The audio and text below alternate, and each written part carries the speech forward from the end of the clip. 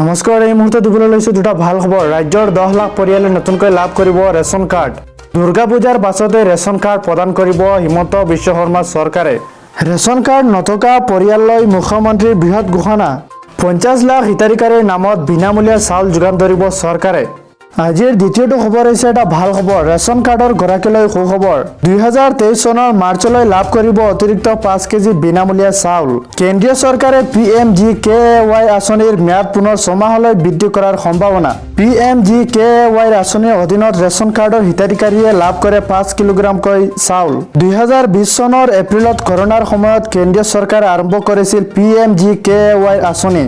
2022 চনৰ মাৰ্চত 6 মাহৰ বাবে বৃদ্ধি কৰিছিল এই আঁচনিৰ ম্যাদ। 80 কোটি নাগৰিকে এই আঁচনিৰ জৰিয়তে বিনামূলীয়া ৰেচন লাভ কৰে। এই আঁচনিৰ বাবে এতিয়ালৈ কেন্দ্ৰীয় চৰকাৰে খৰচ কৰিছে 3.40 লাখ কোটি টকা।